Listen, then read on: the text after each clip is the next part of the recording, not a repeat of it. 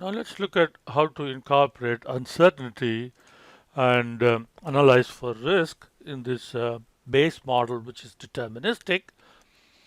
Now, what are the um, avenues of risk or uncertain variables? Um, Here we have identified four variables. Um, the revenue growth, of course, we assumed a constant 20% for 5 years and then declining to 3%. Now that can be an uncertain variable. And then we have cost of goods sold.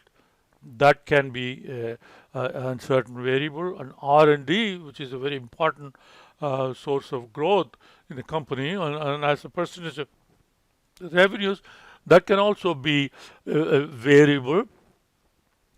Okay, and sales and administrative expenses, we will assume that that's not going to change. That would be the same, and income tax rate also will be the same as before. That's not going to change very much. But there is one other area which could be very uncertain, which is beta. So how do you estimate beta for the company?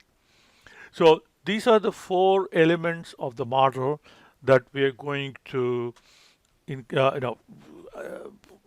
model as uncertain variables. Okay, so how are we going to do that? Modeling uncertain variables.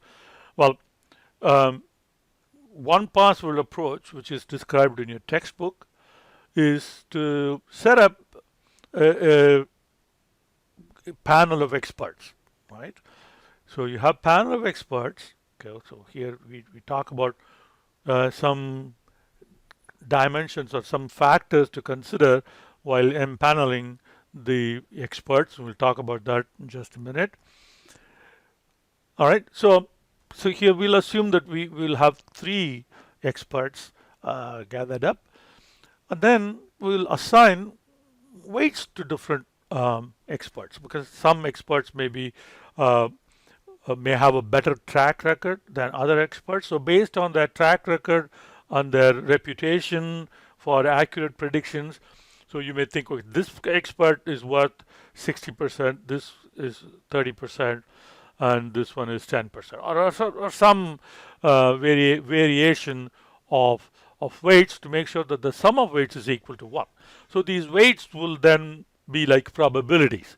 So each person will have a number between 0 and 1, and the sum of the numbers will be equal to 1. So the weights will be probabilities. And then we'll ask each of the expert to come up with a minimum, most likely, and maximum for each of these, the three variables. Okay, we will estimate beta differently. Now we're going to look at only these three things. Look for these three things from the expert panel. Okay, for these three, each of them, the expert will come up with minimum, most likely, and maximum. Okay, so here we don't just tell the experts, okay, go give me three numbers. Okay, that would be a very bad way of doing it. So let's now jump down here to see how the experts should be selected. So recognized experts in the field with an open mind. Okay, so they don't come in predetermined, already done, with have a closed mind. So more than one expert who are independent. You don't want experts who mimic each other or parrot each other, and that would not be a good estimate. So we want these estimates to be independent, and then you weight their opinions appropriately based on their expertise, knowledge in the field, and reputation, and so on, and make sure that the weights all add up to 1, so the weights can be used as probability. And then you need to sit down and have a session with the experts, talk about all the different issues, why we are seeking their opinion, and so they get a full picture of what is expected out of them, and ask experts to, and when they come up with their numbers, that it's not just the three numbers they write in a piece of paper and give it to us. So you ask them for a report and ask them, what are the factors they considered and what are the reasons behind their estimation.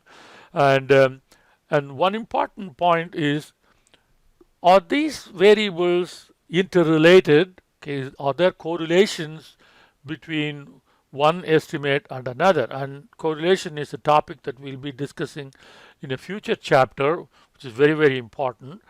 But that's something that the experts should take into account as well.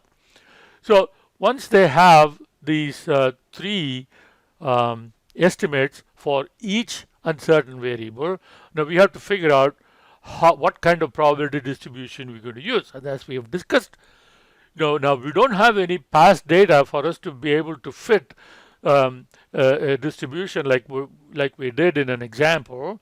Now we have to now look for a theoretical distribution which will mimic what we think will each of these costs will behave like. Okay, so and we're going to be using Pert distribution since we have three values: minimum, most likely, and maximum. And that seems more likely.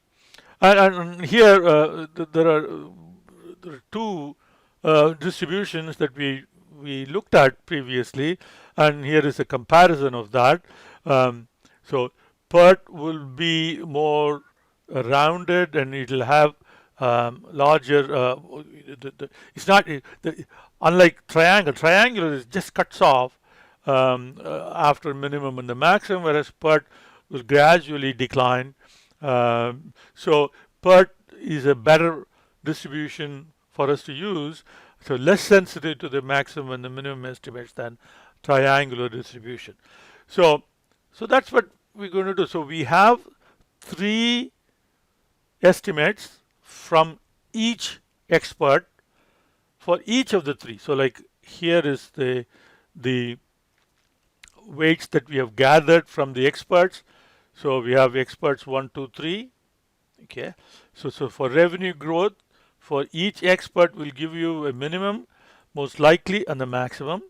And same for cost of goods, and same for R&D. And then we have weights assigned to each expert. Expert 1's opinion is worth 25%, 2 is 30%, 3 is 45%, giving a total of 1. So this is how we're going to simulate these three variables.